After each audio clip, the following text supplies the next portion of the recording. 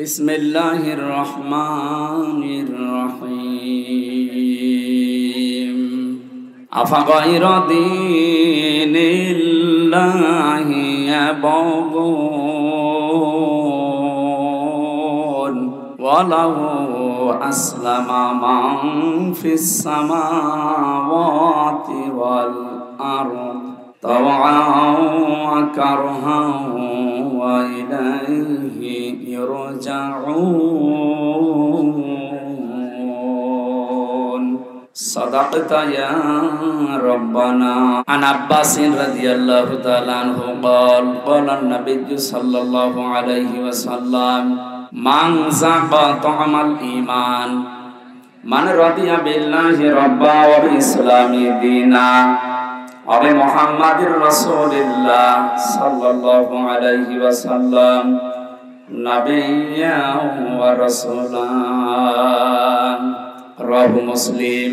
وقال تعالى في شان رسوله وما زادهم إلا إيمانا وتسليما। বাংলাদেশের ঐতিহ্যবাহী জেলা কুমিল্লা বিলপাড়া থানার অন্তর্গত শিদলায় খাদিজাতুল কুবরা রাদিয়াল্লাহু তাআলা আনহা মহিলা দাখিল মাদ্রাসায় ঐতিহাসিক তাফসীরুল কোরআন মাহফিল।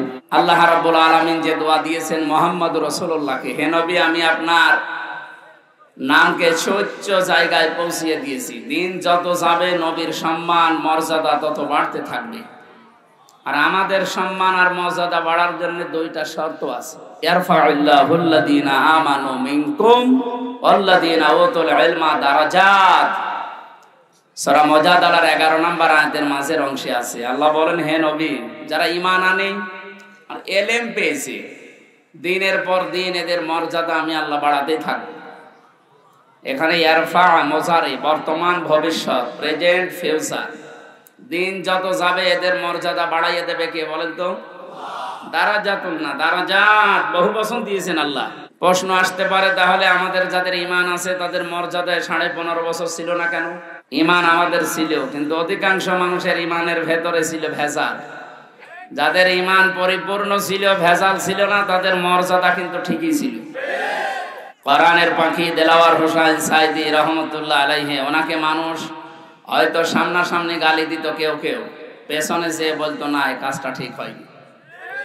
শুধুমাত্র কিছু কোলাঙ্গার আছে, এই কালামানিক, এদের মতো মানুষ বাদ দিয়ে আলেমদের দোয়া যে কবুল হয় তার প্রমাণ এই কালামানিক। দেখেছেন কলার পাতায় শুয়েছে, বিসি পর্যন্ত উড়ে গেছে।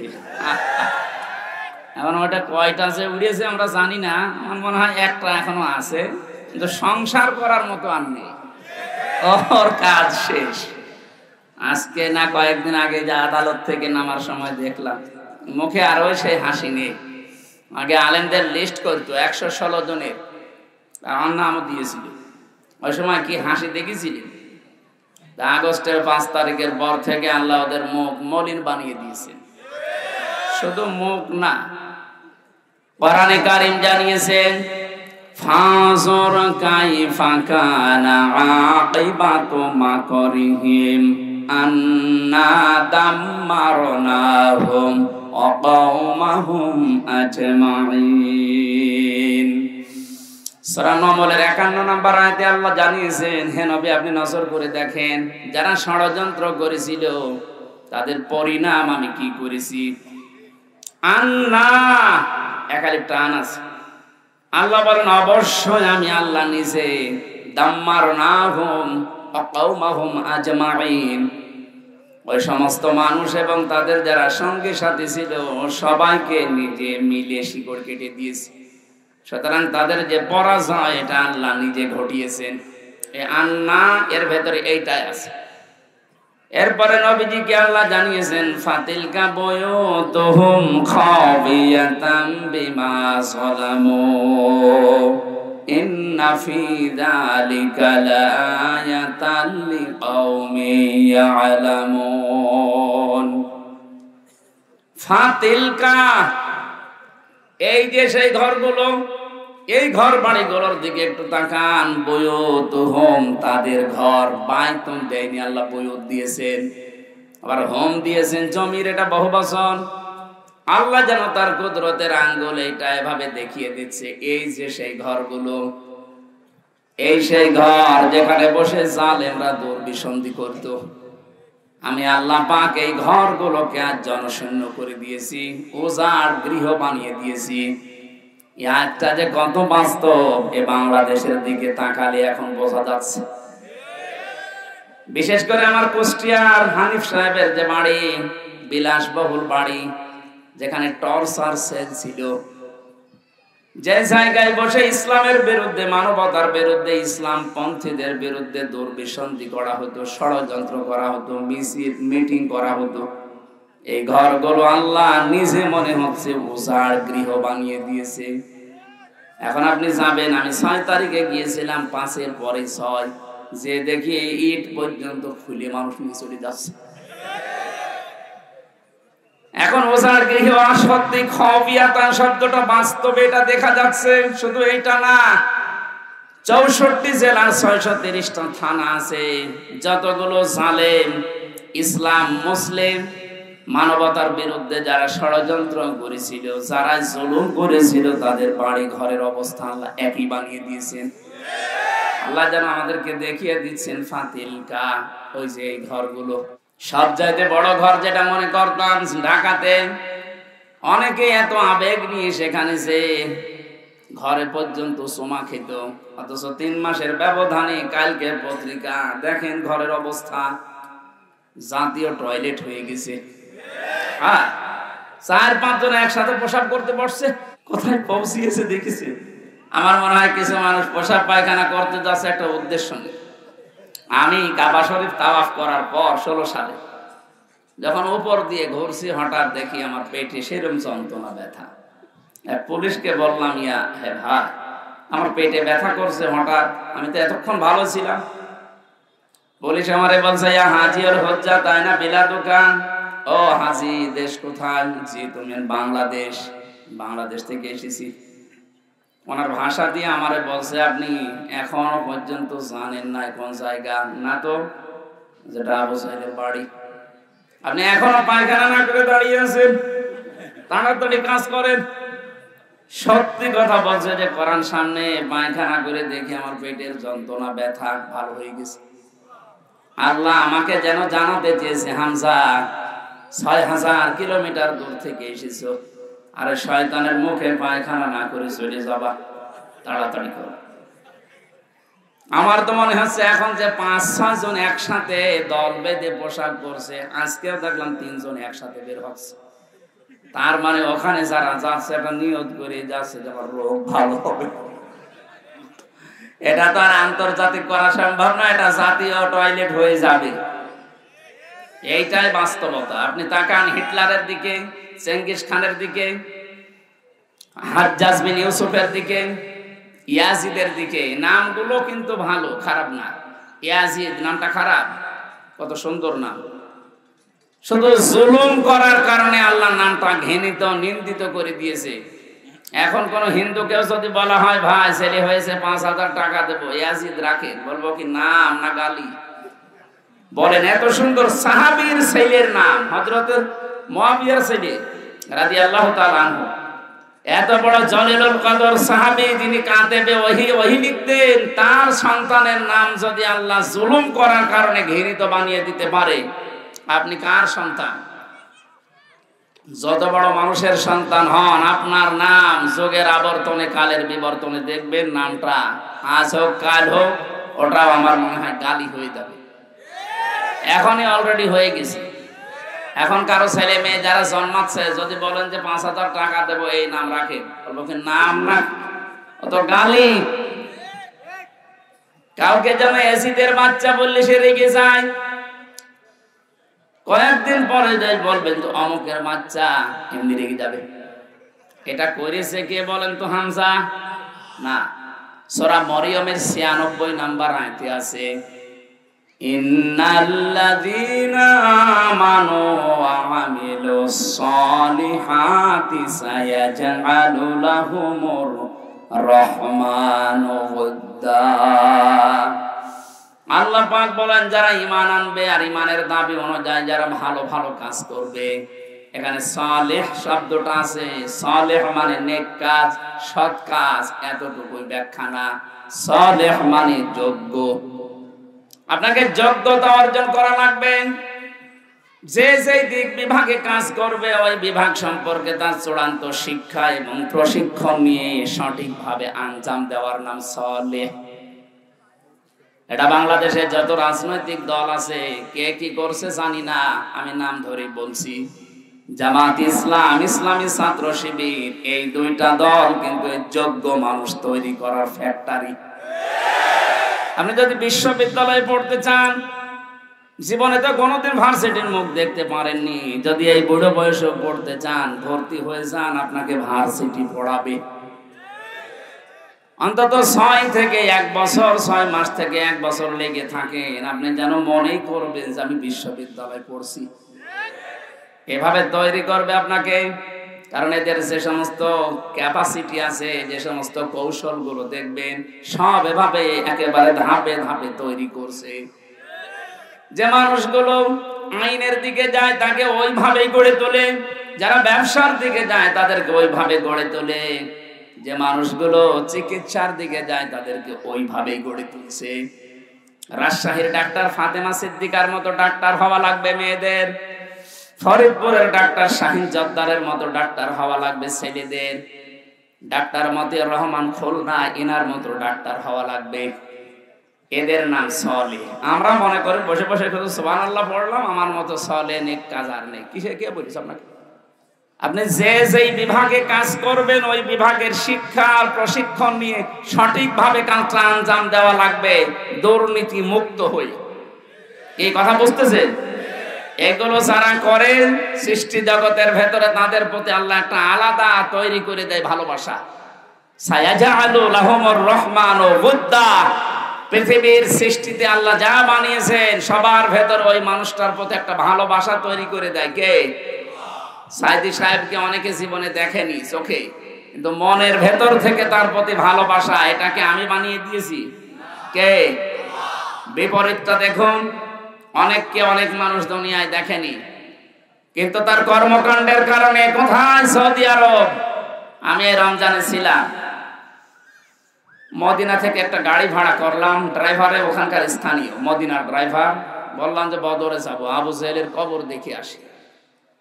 ভাড়া মেটানোর পরে আমি উঠলাম, যাওয়ার সময় ওনার ভাষা দিয়ে আমারে বলছে হারামি। হারাম মানে? আপনাকে বলি না, আপনার দেশে যে আছে ওইটা একটা হারাম। হ্যাঁ ঠিক আছে, আপনি বলেন। আপনার সাথে আমি আরো 2 লাইন বেশি করে বলছি। চিন্তা করেন, সে লোক জীবনে ওনারা দেখেছি? ওই হ্যাঁ, ইউটিউবে দেখে, ফেসবুকে দেখে, কর্মকাণ্ড গুলো মাঝে মাঝে তার কাছে যায়, এই দেখে তার প্রতি ঘৃণা তৈরি করে দিয়েছে। হামজা কে? জুলুম করলে 7টা ক্ষতি হয়, তার ভেতরে এটা একটা। সৃষ্টি জগতের ভেতরে তার প্রতি একটা আলাদা ঘৃণা তৈরি করে দেয় আল্লাহ নিজে। এটা অতীতে হয়েছে, এখনো হচ্ছে, কিয়ামত পর্যন্ত হবে। এজন্য আমরা যেন সামনে কেউ চেয়ারে বসলে জালেম হয়ে না যায়। তাহলে এই ফাতিলকা বুয়ুতুহুম খাওফিয়াতাম বিমা যালামু, এই আয়াত আপনাকে আল্লাহ দেখাবে। অনেকে তো এখনো চেয়ার পায়নি, তাই চিন্তা ভাবনা করে আসে আগে একটু চেয়ার পেয়ে নেই, যা করার ছিল আরো ডবল করে করব। না, আপনি জালেম হয়ে যাবেন না। 5 বছর পরে দেখা যাচ্ছে আপনার বাড়িটাও জাতীয় টয়লেট আল্লাহ বানিয়ে দিতে পারে। যেন আমরা সতর্ক করলাম, কিন্তু আমি শুধু ইঙ্গিত দিয়েছি। আমি জানি কুমিল্লার মানুষ জ্ঞানী মানুষ, শিক্ষিত মানুষ, এরা বুঝে ফেলেছে। সুতরাং আগামী প্রজন্ম যারা আসবে দুনিয়াতে, এরা যেন জালেম হয়ে না যায়। সূরা নমল 51, 52, 53 নাম্বার আয়াতটা তাফসীর সহ পড়ে নেবেন। দল মত জাতি বর্ণ ধর্ম নির্বিশেষে আজকের এই অনুষ্ঠান, এটাকে শুধু মুসলমানদের না, হাত্তা ইয়াসমা কালামাল্লাহ সুম্মা আবলিগহু মা'মানা। হে নবী, অমুসলিমরাও যদি কোরআন শুনতে আসে তাদেরকে আপনি ব্যবস্থা করে দেবেন, শোনা হয়ে গেলে নিরাপদে বাড়িতে পৌঁছিয়ে দেবেন। সুতরাং আজকের এই অনুষ্ঠান শুধু শীতলায়ের মুসলমানদের জন্য না।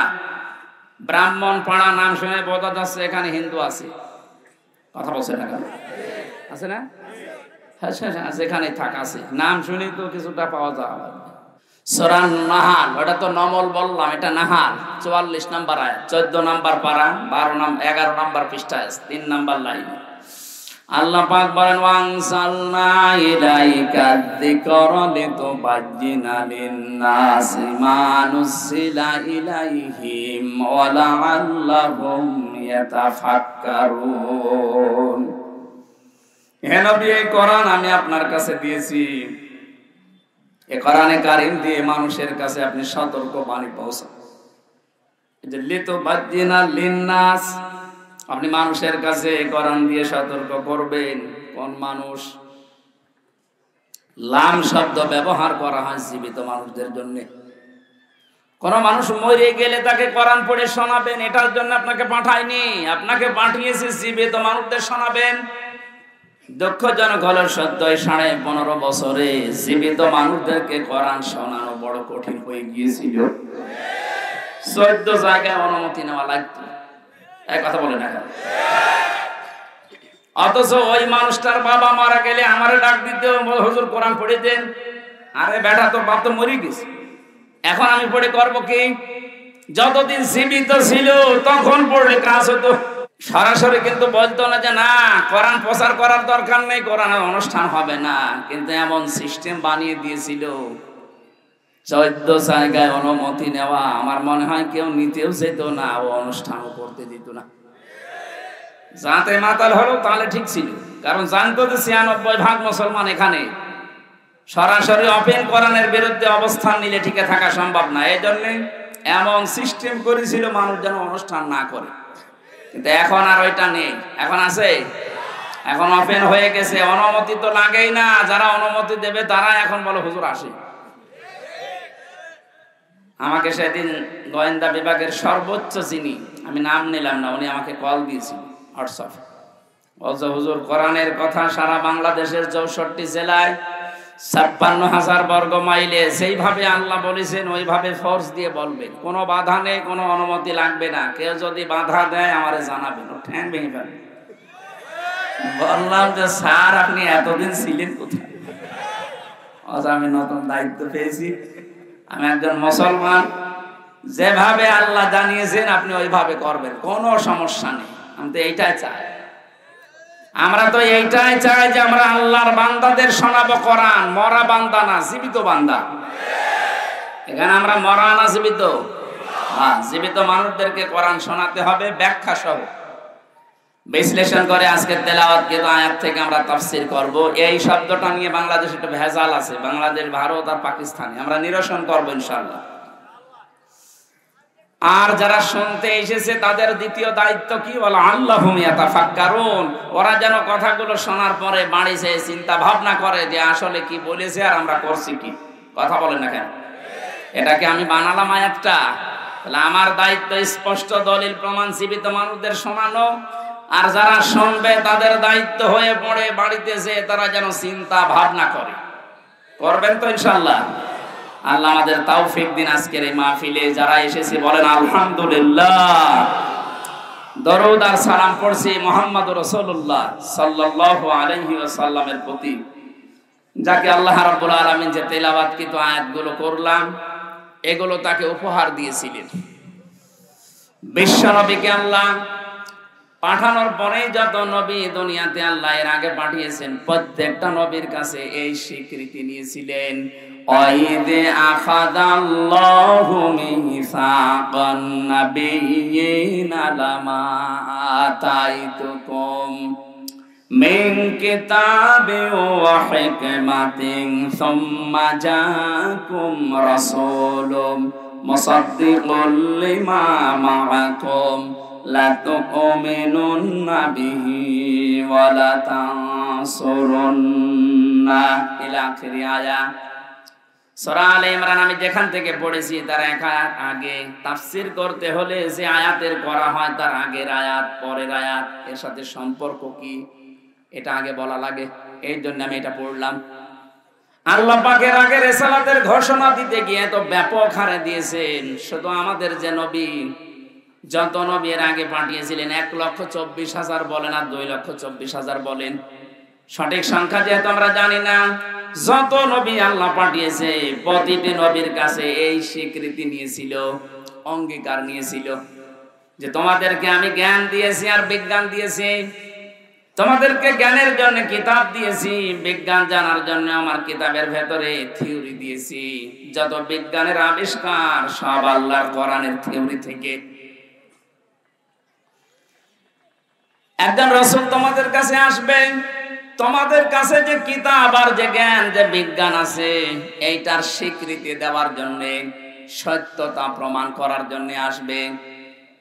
তোমরা যখনই ওই রাসূলের সংবাদ পেয়ে যাবে, লা তুমিনুন্না বিহি ওয়ালা তানসুরুন্না, শব্দের আগে দুইটা লাম দিয়েছেন, লামে তাকিদ নুনে সাকিলা। আল্লাহ পাক বলেন, হে নবী হে রাসূলরা, যারা দুনিয়াতে তোমরা গিয়েছো প্রত্যেকের জন্য আমি অঙ্গীকার নিলাম, ওই রাসূল যদি তোমাদের কাছে চলে যায় অবশ্যই তাকে বিশ্বাস করবা, তাকে সাহায্য করবা।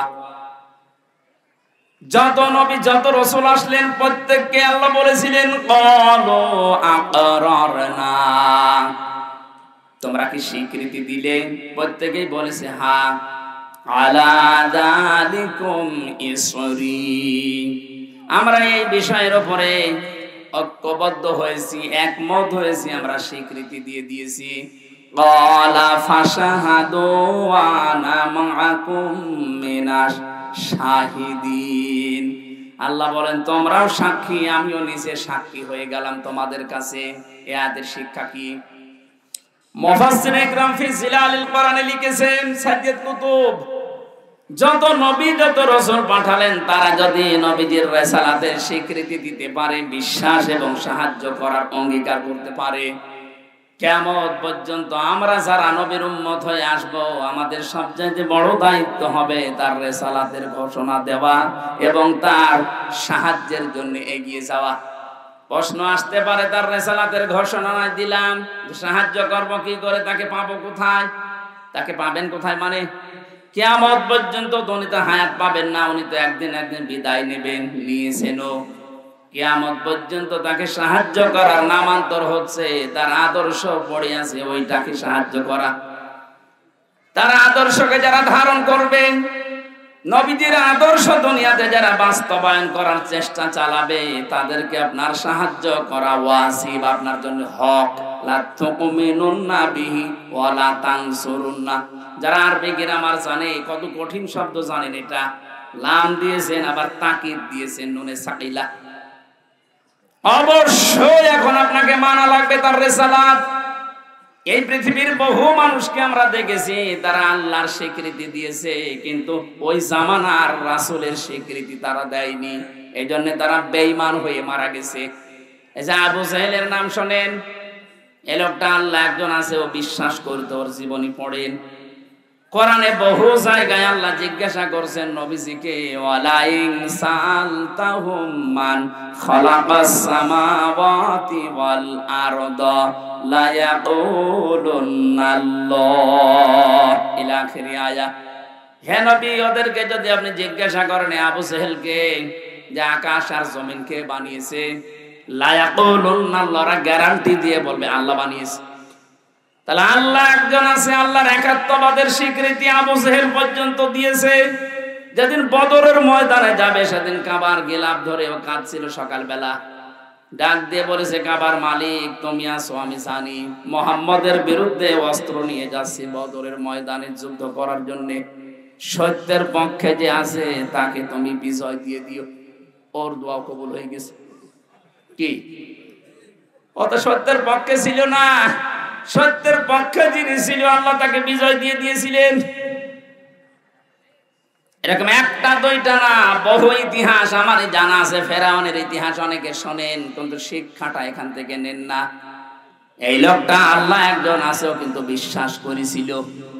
শেষে এসে একেবারে শেষে যে বলেছিল, হাত্তা ইযা আদরাকাহুল গরক ক্বালা আমানতু আন্নাহু লা ইলাহা ইল্লাল্লাযী আমানাত বিহি বানু ইসরাঈল ইলা আখিরি আয়া। আমি কেন পড়ছি বাংলাদেশের সাথে আমার অনেক মিল দেখতে পাচ্ছি। এই জন্যে এদেশে বহু মানুষকে আপনি জিজ্ঞাসা করবেন রেসালাতের স্বীকৃতি দেওয়ার জন্য রাসূলের জীবনী অনুযায়ী কাজ করতে, ও বলবে কি আমি কি নামাজ পড়ি না, আমি কি রোজা রাখি না, আমি হজ করে এসেছি, আমি দান সাদকা করি। কুমিল্লাবাসী যে 4টা কথা বললাম, 4টা কথায় কার হুকুম? নামাজ পড়া, রোজা রাখা, হজ করা, দান করা, এই 4টা কার বিধান? আরো জোরে বলেন। এই বিধান যিনি দিয়েছেন তিনি তো বললেন লা তুমিনুন্না বিহি ওয়ালা তানসুরুন্না, নবী আসবে তার স্বীকৃতি দিবা। এই যে ফেরাউনের কথা কেন তুললাম, বাংলাদেশে এই বিশ্বাসে যারা আছেন তাদের কিন্তু ফেরাউনের মতো মরণ হবে। আপনাকে আমি বাঁচাতে চাই। ওই লোকটা যখন ডুবে যাচ্ছিল ওই সময় বলেছিল আমি ঈমান আনলাম, ওই আল্লাহর উপরে ঈমান আনলাম যার উপরে ঈমান এনেছে বনি ইসরাইলেরা, আমি তো মুসলমান। এরপরও ফেরেশতারা আমারে মা পানির ভেতরে বারবার চুবায় কেন? আল্লাহ তখন জবাব দিয়েছেন আল আন, এখন। শব্দের দিকে খেয়াল করেছেন? ও কিন্তু আল্লাহর একাত্মবাদের স্বীকৃতি দিয়েছে যে আমি ঈমান আনলাম ওই আল্লাহর উপরে যার উপরে বনি ইসরাইলরা ঈমান এনেছে। তাহলে স্বীকৃতি তো দিয়েছে আল্লাহর প্রতি, কিন্তু ওই জামানার যিনি প্রেরিত পুরুষ ছিলেন হযরতে মূসা কালিমুল্লাহ, তার কথা কিন্তু বলে নাই। ও শুধু লা ইলাহা ইল্লা পর্যন্ত বলেছিল, কিন্তু তো বলা লাগবে লা ইলাহা ইল্লাল্লাহ মূসা কালিমুল্লাহ। ওই জামানার রিসালাতের স্বীকৃতি ও দেয়নি, এজন্য মারা গেছে বেঈমান হয়ে। আল্লাহ কারণও জানিয়েছে কেন তোর ঈমান নসিব হচ্ছে না। আল আনা ওয়া ক্বাদ আসাইতা ক্বাবলু ওয়া কুনতা মিনাল মুফসিদিন। এবার আমার এই আয়াত থেকে প্রশ্ন, হাজার হাজার বছর পরে এখন আমাদের এই জামানায় আল্লাহর প্রেরিত পুরুষ, এই জামানার জন্য শুধু না কিয়ামত পর্যন্ত একজন প্রেরিত পুরুষ আল্লাহ পাঠিয়েছেন, তার নাম মুহাম্মাদুর। আরো জোরে বলেন মুহাম্মাদুর। কোন মানুষ এখন বাস্তবে যদি আল্লাহর হুকুম মেনে চলে কিন্তু রিসালাতের ঘোষণা এই জামানায় যিনি প্রেরিত পুরুষ আল্লাহ তাকে মানে না, তার মানে তার জীবনী মানতে চায় না। হ্যাঁ, তার জীবনী মানে তিনি যেদিন নবুয়ত পেয়েছেন 40 বছর বয়সে, সেই দিন থেকে জীবনের শেষ দিন 63 বছর, এই 40 বছরের ভেতরে, এই 63 বছরের ভেতরে 23 বছর তার নবুয়তের জিন্দেগি। এই 23 বছরের 13 বছর তিনি মক্কায় মার খেয়েছিলেন। আজ দেশে হাজারো মানুষ এই 13 বছরের জিন্দেগি শুনতে পাগল। বলেন আপনিও কাঁদেন, আমিও কান্দি। কিন্তু পরের যে 10 বছর মদিনার জীবন, উনি যে রাষ্ট্রপ্রধান ছিলেন, এইটা বলতে গেলে অনেক মানুষ যারা আল্লাহর স্বীকৃতি দেয় ওদেরও তখন আর মন পাওয়া যায় না। তখন বলে হুজুর এটা রাজনীতি, এটা দুনিয়ার কাজ। আরে ভাই আপনি তো 13 বছর ভালো শুনলেন, খালি মায়ের খেয়েছিল এটা শুনতে কান্নাকাটি করেন, উনি যে মায়ের দিয়েছিল ওইটা শুনতে চান না কেন? আমরা তো ওইটাও বলতে চাই, মায়ের তো আমরা 13 না, আমরা তো 15 বছর খালাম। কথা বলে না কেন? উনি 13 বছর খেয়েছিলেন, আমরাও 15 বছর খেয়েছি। উনি 10 বছর রাষ্ট্রনায়ক ছিলেন, আমাদেরকেও 10 বছর চালাতে দিন না কেন? আমরা তো এখন 10 বছরে যেতে চাই, বলে না আপনি ওই 13 বছরে থাকেন। 13 বছরে থাকলে খালি মায়ের খালি আপনার ভালো লাগবে না? আমরা 10 বছরে যেতে চাই না। যারা বলেন না কেন? এই 10 বছর যারা মানতে চান না, তার রিসালাতের ঘোষণা পরিপূর্ণ হয়নি, শুধু 13 বছর দিয়েছে, 10 বছর দেয় না, ওর মরণ হবে ফেরাউনের মতো। আমার মনে হয় আপনি কথা বুঝেছেন। এরপরও যদি কেউ না বোঝার ভান করে থাকেন, এখানে আসেন, কানে কানে বলছি। না আপনি না বুঝলে আমি বেকার চিল্লাবো না। বুঝেছেন কিনা বলেন? যারা আল্লাহর কথা মানতে রাজি আছেন কিন্তু রিসালাতের ঘোষণা আপনাকে দেওয়া লাগবে, ফেরাউন এটা দেয়নি, এই জন্য বেঈমান হয়ে পড়ে গেছে। আপনি যদি এখনো দিতে না চান, আপনি হয়তো বুঝতেছেন না, তাই আপনাকে আমি বুঝিয়ে দিলাম যে মূসা কালিমুল্লাহ বলা লাগবে, মুহাম্মাদুর রাসূলুল্লাহ। সুতরাং আপনি বলছেন না, আপনি কথাগুলো বলতে গেলে তখন রাজনীতি মনে করেন, দুনিয়ার কাজ এটা, এই ঝামেলায় যাওয়া দরকার কি, এগুলো আমরা করব না। আমরা 15 বছর অলরেডি মায়ের খেয়ে ফেলেছি, রাসূলের চাইতে আরো 2 বছর বেশি। কথা বলেন না কেন? এখন আমরা 10 বছর নবীজির মতো অন্তত এই জমিনটা হাতে নিতে চাই। আপনি একটু দিয়ে দেখেন, বিশ্ব নবী যদি বলতে পারেন খায়রুল কুরুনি করনি, কোরআন দিয়ে দেশটা 10 বছর চললে আমরা বলতে পারবো খায়রুল কুরুনি করনি। কারণ সাদাবাজি থাকবে না। কথা বলেন না কেন? ডাক্তার শফিকুর রহমান ঘোষণায় দিয়েছে, যদি কোরআনে দেশে প্রতিষ্ঠিত হয়, সাদাবাজি নামও কেউ মুখে নিয়ে আসবে না। সবচাইতে বেশি গ্যারান্টি পাবে নারী তার ইজ্জতের। আজ জুজুর ভয় দেখানো হচ্ছে ওদেরকে, ইসলাম আসলে কিন্তু ঘরবন্দি হয়ে যাবা। আন্তর্জাতিক কিছু কৌশল আছে, এইগুলোতে এই ছোট মন ন্যারো মন নিলে হবে না, মনটা ব্রড করা লাগবে। এই কারণে সেদিন দীপ্তির সাথে উনি টকশো করেছিলেন, এইটা নিয়ে কত রকমের ফতোয়া বাজে। আরে ভাই, ওখানে যদি উনি না যেতেন, ও পরের দিন আন্তর্জাতিক মিডিয়ায় ছড়িয়ে দিত যে এরা নারী বিদ্বেষী। অনেকে ওনার চেহারা হাঁ করে দেখতে গেছে, ওনার বউ নেই বাড়ি, দীপ্তির চাইতে সুন্দরী বউ ওনার বাড়িতে, যদি মুরব্বী হয়ে গেছে তাই কি। এখনো বলে না কি 64 বছর বয়স, এখনো বলছে আমি যুবক মানুষ।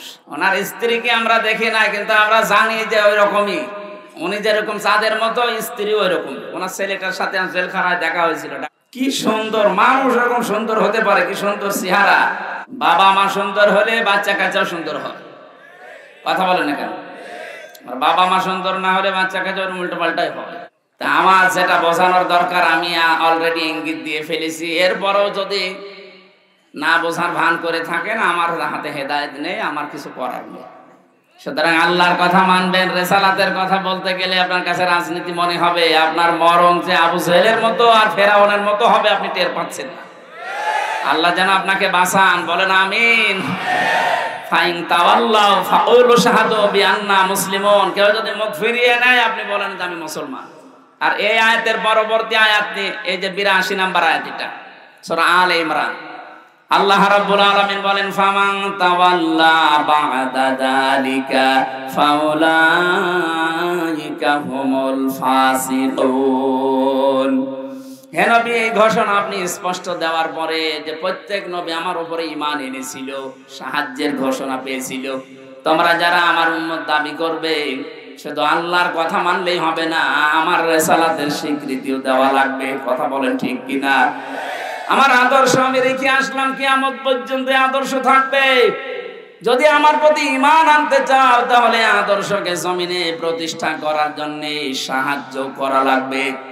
আপনি নিজে পারছেন না, যারা করছে মাস্ট বি আপনাকে তাদের পেছনে থাকা লাগবে।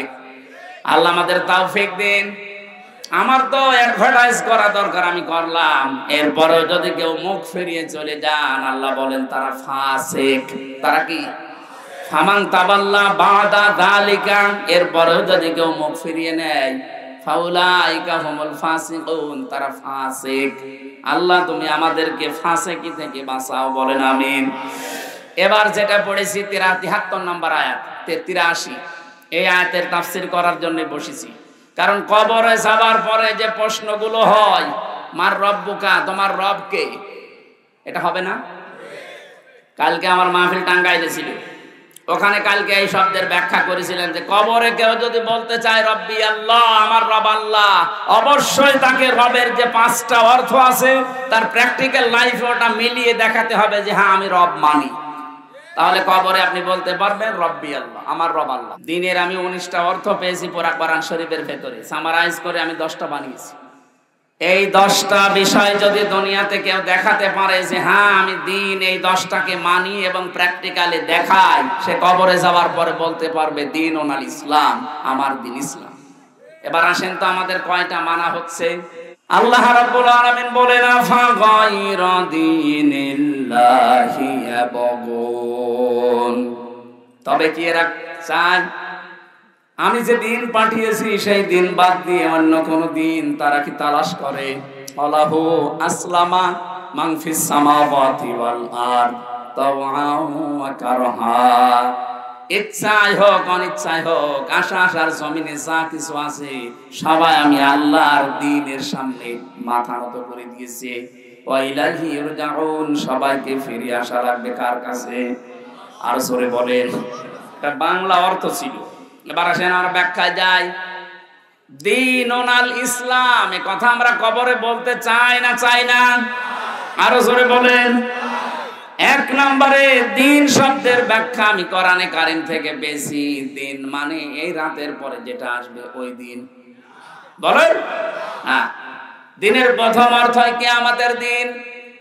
এজন্য প্রতিদিন আমাদের মুখ দিয়ে আল্লাহ 17 বার করে কমপক্ষে বের করে নিচ্ছে মালিকি ইয়াউমিদ্দিন। জবান খুলে কোরআনের এই আয়াতটা পড়েন, মালিকি ইয়াউমিদ্দিন। কিয়ামতের দিনের একচ্ছত্র মালিকানা কার? আরো জোরে।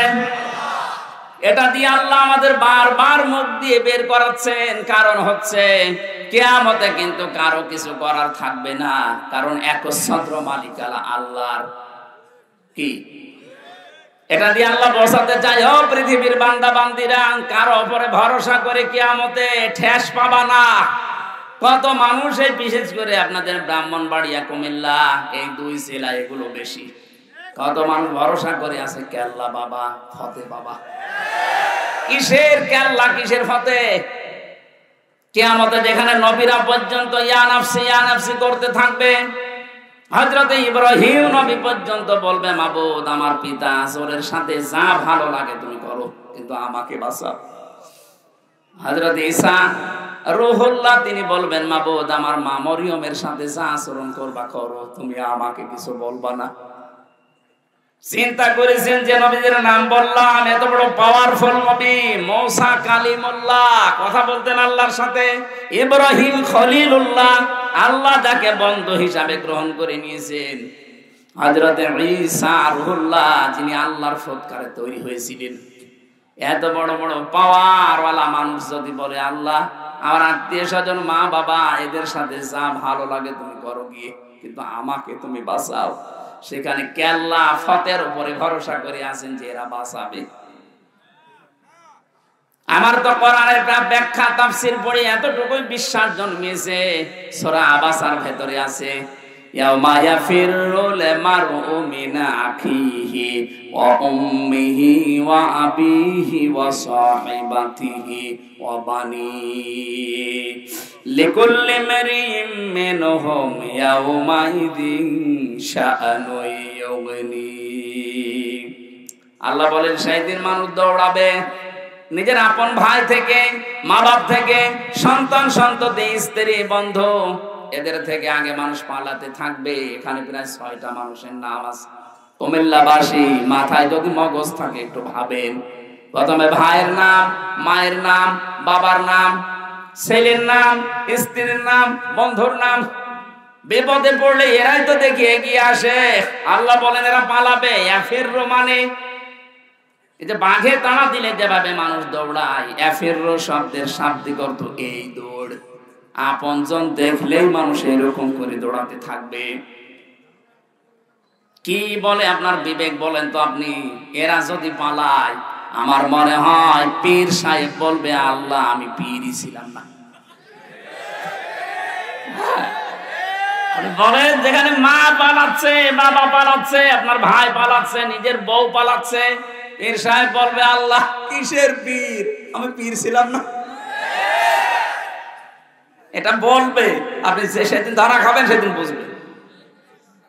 সূরা মাআরিজের ভেতরে আরো কঠিন করে আল্লাহ দিয়েছেন, ইউবাসসারুনাহুম ইয়াওয়াদ্দুল মুজরিমু লাউ ইয়াফতাদি মিন আযাবি ইয়াউমিযিন বিবানি ওয়া সাহিবাতিহি ওয়া আখি ওয়া ফাসিলাতিহি আল্লাতী তু'মি ওয়া মান ফিল আরদি জামিআন সুম্মা ইউনজি।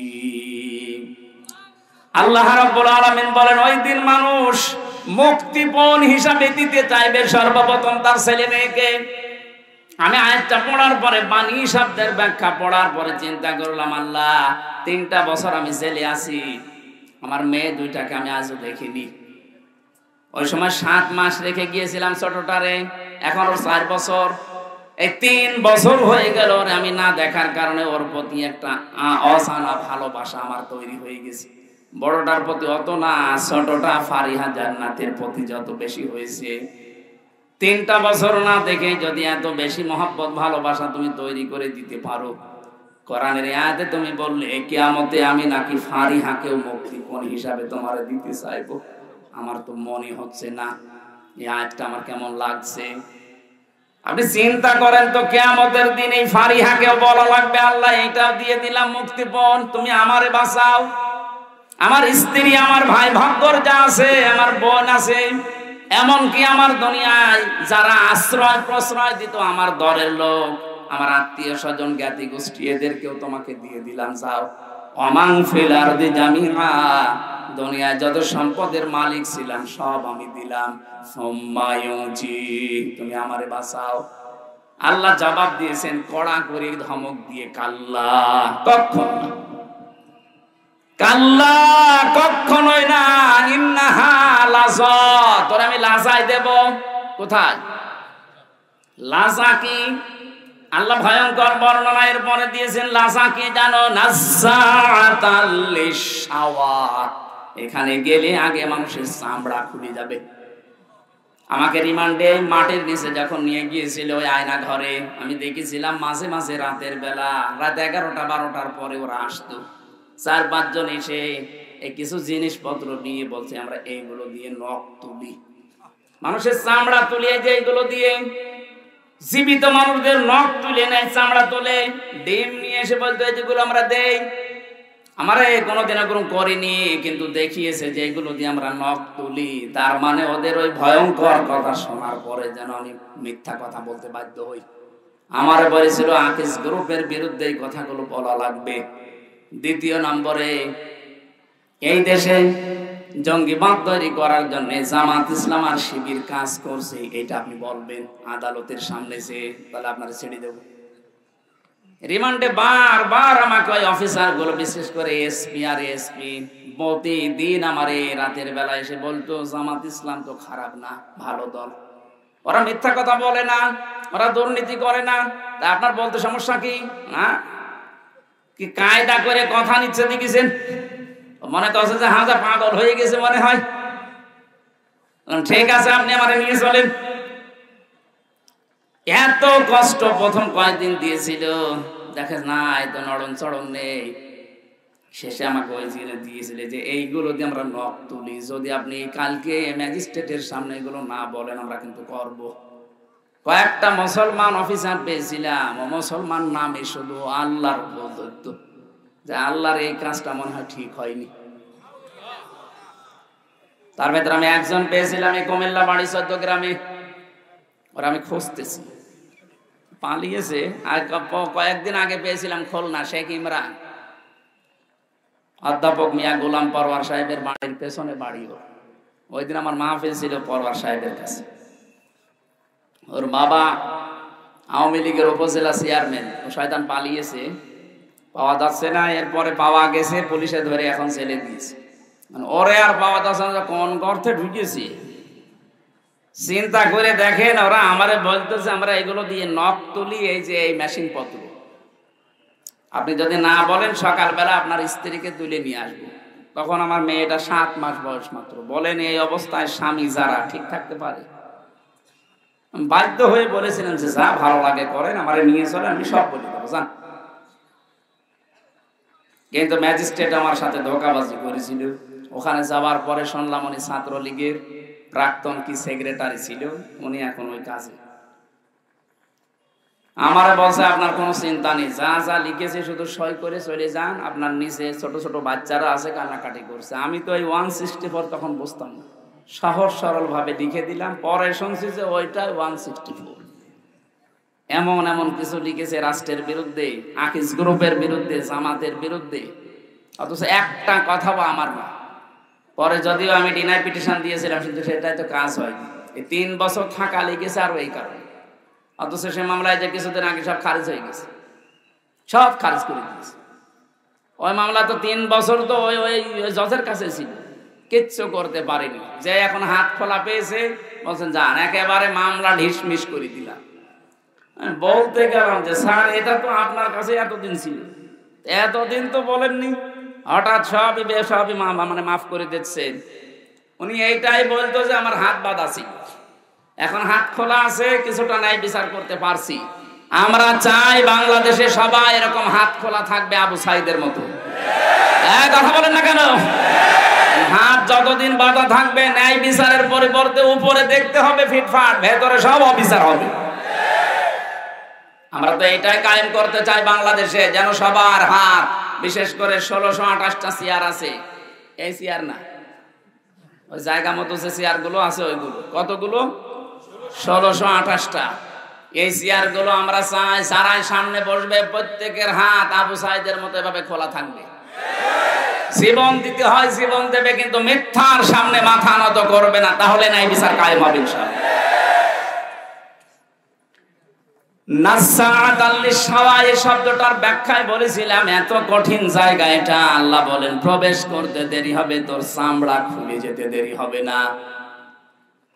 এতটুকু আল্লাহ যদি শেষ করে দিতেন আমি আজ পর্যন্ত আর পড়তাম না। পরে আরো শব্দ কঠিন দিয়েছেন। আল্লাহ বলেন জানো এই লাজা কাদেরকে ডাকবে? তাদউ মান আদবারা ওয়া তাওয়াল্লা ওয়া জামাআ ফাআওয়া। যে মানুষগুলোকে সত্যের দিকে আহ্বান জানানো হয়, এই যে আমি রিসালাতের ঘোষণা দিয়ে একটা সঠিক সত্য তথ্য তুলে ধরলাম, এরপরেও যারা মুখ ফিরিয়ে না বোঝার ভান করে থাকবে, এই মানুষগুলোকে আল্লাহ লাজায় দেবে। আমি কথা বোঝাতে পেরেছি? আমি কিন্তু একটা সত্য তুলে ধরেছি আপনাকে, আপনি আল্লাহর বিধান মানতে রাজি আছেন, কিন্তু রিসালাতের ঘোষণা দিলে আপনি রাজনীতির গন্ধ খোঁজেন। এই জন্য তাদউ ডাকবে তাদেরকে, মান আদবারা ওয়া তাওয়াল্লা, যে ব্যক্তি সত্য শোনার পরও মুখ ফিরিয়ে চলে যায়, এতবার করে পেছন ফিরে চলে যায়। ওয়া জামাআ ফাআওয়া, আর যারা মাল সম্পদ জমা করে আর বারবার এগুলো সংরক্ষণ করার জন্য চেষ্টা চালায়, এই বাংলাদেশে এটা সবচাইতে বেশি। 15.5 বছরের দিকে তাকান, এক একজন কত টাকা পয়সার মালিক হয়েছে। আর শুধু মালিক হয়েই না, এগুলো কি করে সংরক্ষণ করে রাখা যায় এই চিন্তা ভাবনা ছিল। একটা মানুষ শুধু দরবেশ 7টা ব্যাংক থেকে 36,000 কোটি টাকা মারিন কাটিং করেছে। বাকিগুলোর কথা চট্টগ্রামের একজনের ভূমিপতি মন্ত্রী ছিল, এই লোকটা 620টা বাড়ি বানিয়েছে পৃথিবীতে। আপনি কতদিন বাঁচবেন? এই যে 620টা বাড়ি আপনার মনে করেন আছে, বানিয়েছেন, 200 বছর পরে যদি আপনি বাংলাদেশে আবার ফিরে আসেন, 200 বছর তো বাঁচবেন না, আর নাই খুব বেশি হলো 20 বছর বাঁচবেন, আর 20 বছর 30 বছর পরে মরে যাবেন। 200 বছর পরে যদি আপনি চট্টগ্রাম সহ বিদেশে সহ যত বাড়ি বানিয়েছেন, কোন বাড়ির সামনে যে যদি বলেন এই বাড়ি আমার, যারা ওখানে বসবাস করবে ওরা আপনারই হয়তো 3 পুরুষের পরে, আপনার ছেলে 3 পুরুষ, তারাই হয়তো বাস করবে, কিন্তু তারা আপনাকে বাড়িতে তো ঢুকতেই দেবে না, আর বলবে কিসের সাইফুদ্দিন আপনি? কথা বলেন না কেন? কিসের সাইফুজ্জামান আপনি? আপনাকে আমরা চিনি না, বাড়িতে তো ঢুকতেই দেবে না, বলবে থাকার জায়গা নেই, মসজিদে গিয়ে থাকেন, এটা বলবে না? যারা 620টা বাড়ি তখন কিসের কাছে আসবে? আল্লাহ বলে না জামাআ ফাআওয়া, শুধুমাত্র সম্পদ জমা করে শেষ করেনি, এগুলো কি করে সংরক্ষণ করা যায় সেই চিন্তা ভাবনায় লেগে থাকতো। আমার মনে হয় আয়াত পড়ার পরে বাংলাদেশে বহু মানুষ এই আয়াতে ধরা খাবে, আমরা যেন ধরা না খাই। কিয়ামতের কথা বলছিলাম আপনার সামনে। আজ যারা বিভিন্ন ভরসা করে আছেন যে অমুক বাবা আমরা বাঁচাবে, অমুক পীরের মুরিদ আমি, চট্টগ্রাম বিভাগে এগুলো বেশি হচ্ছে, এই কারণে বলছি। কত রেজভি বাবার মুরিদ আছে, তারা বলছে কোনো চিন্তা নেই, কিয়ামতে যদি আল্লাহ জিজ্ঞাসা করে বলবো আমরা রেজভি বাবার লোক ছিলাম। রেজভি, যেখানে মুসা নবী, ঈসা নবী, ইব্রাহিম নবী কুল কিনারা পাচ্ছে না, সেখানে কিসের বাবা? এরপরও আপনার মাথা কি গোবর ভর্তি করা আছে? চিন্তা ভাবনা আসে না কেন? বিবেকটা তো আল্লাহ এমনি দেয়নি, বিবেক দেওয়ার পরেও যদি কাজে লাগাতে না পারে আপনি জাহান্নামী। অকালু লাউ কুন্না নাসমাউ আও নাকিলু মা কুন্না ফি আসহাবিস সাঈর। ওই মানুষগুলো তখন আফসোস করে আর বলবে, আল্লাহ যদি আলেমদের কথা ওই সময় শুনতাম আর বিবেকটা যদি কাজে লাগাতাম তাহলে ভণ্ড পীরদের উপরে ভরসা করতাম না, এখন আমি ধরাও খেতাম না। তাদের জন্য আল্লাহ যে জায়গাটার নাম দিলেন তার নাম সাঈর, এটা জাহান্নামের একটা দরজার নাম। এই দরজা দিয়ে আপনাকে প্রবেশ করাবে। এখনো যদি সতর্ক না হতে পারেন, আপনি বিশ্বাস করতে পারেন আপনি জাহান্নামের সাঈরে যাচ্ছেন, বলেন নাউজুবিল্লাহ। এজন্য আমরা সতর্ক করার জন্য এসেছি। আশা করছি আপনি সতর্ক হবেন। কিয়ামতের একচ্ছত্র মালিকানা কার? আর জোরে। এজন্য কারো উপরে ভরসা করা, বলেন নিজের যতটুকু আমল আখলাক আছে, কাজ কারবার আছে, ওইটার উপরে ভরসা করে যান। হ্যাঁ, নবীর উম্মত যদি হতে পারেন, প্রশ্ন আসতে পারে নবীর উম্মত না মানে আমরা নবীর আশেক। কিসের আশেক? আপনি জিলাপির আশেক, আপনি খেচড়ির আশেক, আপনি পোলাও বিরিয়ানির আশেক। রাসূলের আশেক ছিল হযরতে তালহা, নিজের জীবন পর্যন্ত দিয়েছে, 80টা তীর খেয়েছে, তারপরও নবী পর্যন্ত আঘাত আসতে দেয়নি। আর এই বাংলাদেশে 53 বছর স্বাধীনতার পরে কত আঘাত নবীজির শরীরে আসতেছে, কথা বলুন। তার সুন্নাতের উপরে, তার আদর্শের উপরে কত আঘাত আসে। এই আঘাত সহ্য করতে পেরে অনেক মানুষ আজ পর্যন্ত জেলে পৌঁছতেছে। আর আপনি কেমন আশেক, জেলের নাম শুনলে আপনি ভয় পান। আশেকের রাসূল তো ওদের মানায় যারা সাতেমে রাসূল, রাসূলের দুশমনদেরকে যারা হত্যা করে বছরের পরে বছর কারাগারে আছে, তাদেরকে আশেকের রাসূল বললে মানায়। আপনি জিলাপি না দিলে, খেচুড়ি না দিলে মিলাদ পর্যন্ত পড়েন না। আশেক কিসের আশেক আপনি বসেন? এজন্য আমাদের উচিত হবে এখন থেকে উচিত হবে কারো উপরে ভরসা করে লাভ নেই। কিয়ামতে যেহেতু একচ্ছত্র মালিকানা আল্লাহর, ওই আল্লাহর দিকে ভরসা করে কিয়ামতে যেন বাঁচা যায়, ওই বিশ্বাস দরিয়া থেকে নিয়ে যাওয়া লাগবে। নবীজিকে আল্লাহ প্রশ্ন দিচ্ছেন, এটা ইন্টারগেটিভ সেন্টেন্স।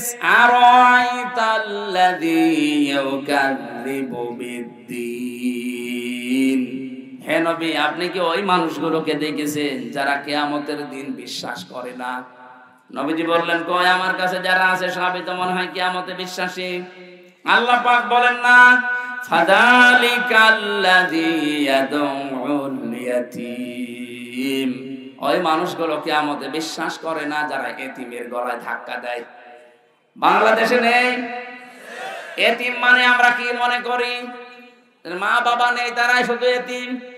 এই যে আজকের যে মুরব্বী বসে আছে, ওনার মা বাবা আছে? তাহলে এতিম না এটা? উনি যদি এতিম হয় তো এখানে এতিম বাকি আছে কোনটা? এতিম হচ্ছে এই যে ছোট বয়সে, বিশেষ করে 1 থেকে 15 বছর পর্যন্ত ধরা যায়, সাবালক হওয়ার আগ পর্যন্ত। এর আগে যাদের মা বাবা মারা গেছে তারা এতিমের সংজ্ঞায় পড়ে। এখন যদি মুরব্বী মানুষও বলে আমিও এতিম, মা বাবা নেই, আমি তো এতিমের দাদা। এতিম আসল এতিম হচ্ছে উপরে যারা দায়িত্বে আছে, ওদের নিচে যত মানুষ কাজ করবে তারা সবাই ওনার কাছে এতিম। এই কুমিল্লা জেলা প্রশাসনিক ভাবে চালাচ্ছে এসপি সাহেব।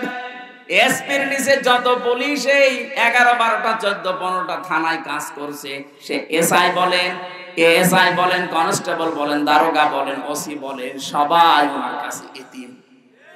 এক কথা বুঝতেছেন? যে যে সেক্টরে আছেন ওই সেক্টরের নিচে যারা কাজ করে তারা আপনার কাছে। আপনি এতিমদের সম্পদ মেরে খেয়েছেন, এতিমদের সাথে খারাপ ব্যবহার করেছেন। যারা এতিমদের সাথে, অধীনস্থদের সাথে খারাপ ব্যবহার করে, তাদের হক নষ্ট করে। এরা নামাজ পড়তে পারে, রোজা রাখতে পারে, হজ করে আসতে পারে, কিন্তু কিয়ামত বিশ্বাস করে না। এরকম মানুষ দেশে এবার আছে কিনা বলেন?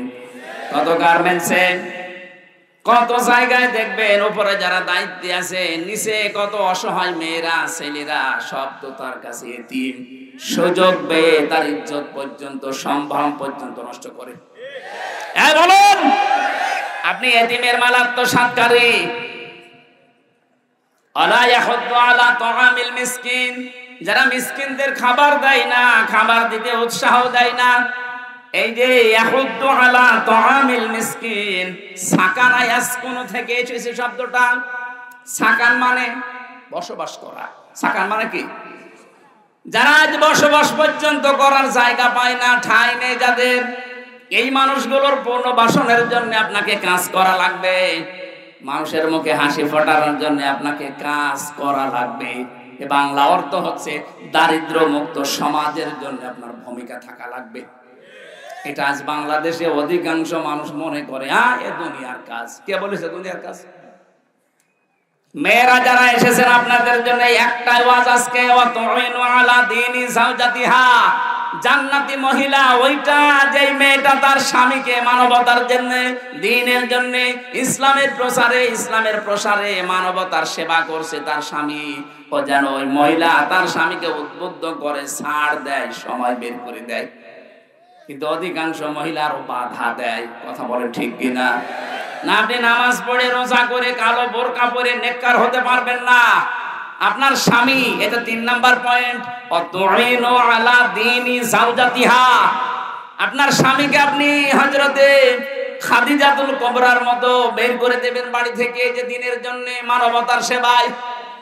আপনার স্বামী মানবতার সেবামূলক কাজ করে, মানুষের উপকারের জন্য নেমে যায় বাড়ি থেকে, দিন প্রসারে, দিন কায়েমে, দিনের সেবা করার জন্য কাজ করে বেড়াচ্ছে। আপনি সময় বের করে দেবেন তাকে আপনি ছেড়ে দেবেন, ছাড় দেবেন শুধু না, তাকে আরো উদ্বুদ্ধ করবেন। কিয়ামতের ময়দানে খাদিজাতুল কুবরার সাথে জান্নাতে যেতে পারবেন। আজ আমরা আরো ছেড়ে দেওয়া দূরের কথা, সংসারে অশান্তি তৈরি করি, আর আরো বাধা দেই। কথা বলে না কেন? আমার মা বোনেরা, নামাজ পড়েন, রোজা রাখেন, হজ করে এসেছেন, পর্দায় থাকেন, পাশাপাশি স্বামীকে মানবতার সেবায়, ইসলামের সেবায় বের করে দেবেন। কিয়ামতে যদি খাদিজাতুল কুবরার সাথে, যার নামে আজকের এই মাদ্রাসা, এই মহিলার সাথে জান্নাতে থাকতে চান, আল্লাহ মেয়েদেরকে খাদিজাতুল কুবরার অনুসারী হওয়ার তৌফিক দেন, বলেন আমিন। যেটা বোঝাতে চাচ্ছিলাম, দারিদ্র মুক্ত সমাজের জন্য আমাদের 6 জায়গা থেকে ভূমিকা পালন করা লাগবে। এটা যদি আর সবাই মিলে আমরা ঐক্যবদ্ধ হয়ে করতে পারি, দিনের প্রথম অর্থ যেটা বলেছিলাম, কিয়ামতের দিন, এই কিয়ামতের দিনে আপনাকে আল্লাহ নিজে পার করিয়ে দেবেন। জোরে বলেন সুবহানাল্লাহ।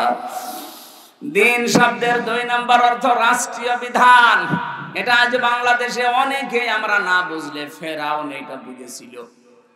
সূরা মুমিনের 26 নাম্বার আয়াতে আল্লাহ দলিল দিয়েছেন, আকালা ফিরআউনু দারুনি আকতুল মূসা ওয়ালিয়াদউ রাব্বা ইলা আখিরি আয়া। ফেরাউন বলেছিল, আমার ছেড়ে দাও, আমি মূসাকে হত্যা করব, সে তার রবকে ডাকুক। আমি আশঙ্কা করছি সে আমার রাষ্ট্রের বিধিবিধান পাল্টিয়ে দেবে। এখানে দিন মানে রাষ্ট্রীয় বিধান। আজ দিন মানে সাথে ধর্ম মনে করে যারা পড়ে আছেন, আপনার চাইতে আমার মনে হয় দিন ফেরাউন ভালো বুঝেছিল। বলেন, ও বলেছিল আমাকে ছেড়ে দাও, আমি মূসাকে হত্যা করব, ওদের রবকে ডাকো। আমার আশঙ্কা হচ্ছে মূসা আমার দেশে রাষ্ট্রীয় আইন পাল্টিয়ে ফেলবে। তাহলে দিন মানে রাষ্ট্রের আইন। আরো জোরে, 96% মুসলমান আমরা এখানে বাস করি, রাষ্ট্রীয় আইনের দিন একটাও আছে বলেন? যে 2-1টা ছিল হাফ, সেগুলো তুলে দিয়েছে এই 15 বছরে। মুসলিম পারিবারিক আইনের ভেতরে কিছু আমরা মানতাম, সেটাও এমন কায়দায় মাঝে মাঝে আওয়াজ উঠতো, আমরা সমান অধিকার চাই, এক পুরুষ যা পাবে এক নারী তাই পাবে। ধরে বলেন নাউজুবিল্লাহ। কোরআনের 500 আইন আল্লাহ দিয়েছেন, অধিকাংশ আমরা দেখলাম হাত দিয়েছে, পাল্টিয়ে ফেরার চেষ্টা চালিয়েছে। যেখানে আল্লাহর নামে পড়া আরম্ভ হবে সেখানে আল্লাহর নাম বাদ দিয়েছে, যেখানে ইসলাম সেখানে বাদ দিয়ে শুধু নাম দিয়েছে নজরুল ইসলাম কলেজ হবে না, শুধু নজরুল কলেজ। কেন? ইসলামে আপনাকে কিসে কামড় দিয়েছে? কথা বলেন না কেন? পড়া শুরু করা লাগতো আগে, ইকরা বিসমি রাব্বিকাল্লাযী খালাক, এটা মনোগ্রামে লেখা ছিল। কথা বলেন না কেন? ইন্নাদ দীনা ইনদাল্লাহিল ইসলাম রাব্বি জিদনি ইলমা, এগুলো আগে ছিল, এইটা এখন বাদ দিয়ে এমন জিনিস সেখানে জুড়ে দেওয়া হচ্ছে। কেন? এই শব্দগুলো তো আল্লাহ বানিয়ে দিয়েছেন। রব্বি জিদনি ইলমা, এই শব্দ বানিয়েছে কে? ইন্নাদ দীনা ইনদাল্লাহিল ইসলাম, এটা বানিয়েছে কে? আমার বিশ্ববিদ্যালয় কুষ্টিয়া ইসলামী বিশ্ববিদ্যালয় লেখা ছিল ইকরা বিসমি রাব্বিকাল্লাযী খালাক। এরকম যতগুলো আল্লাহর বিধান সব পাল্টিয়ে পাল্টিয়ে অন্যটা লাগিয়েছে। নারী পুরুষের যে বিবাহ, এটা আল্লাহ পাক বৈধতা দিয়েছেন, অথচ এখন আজকে দেখলাম পেপারে দিয়েছে কুষ্টিয়াতে দুইজন মহিলায় বিয়ে করবে বলে উঠে পড়ে লেগেছে। এগুলো তো একদিনে তৈরি হয়নি, 15.5 বছরের সংসার এটা। সমকামিতা যারা প্রমোট করছে, আজ আমরা দেখছি অনেককে এখন তাদের দায়িত্ব দেওয়া হচ্ছে দেশের।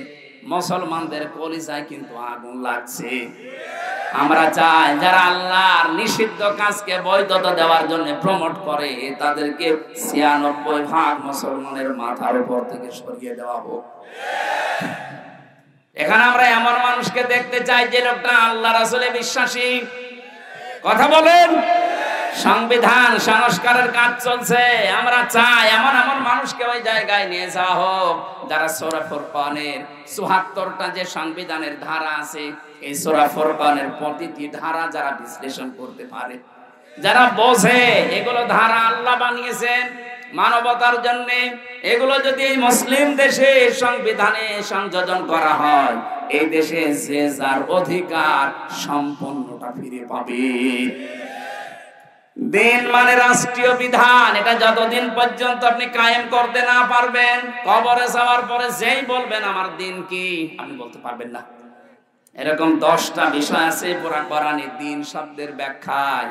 আমরা যদি আমাদের এই প্র্যাকটিক্যাল লাইফে 10টা মানতে পারি, কবরে যেতে দেরি, আপনি বলে ফেলবেন দিনুল ইসলাম।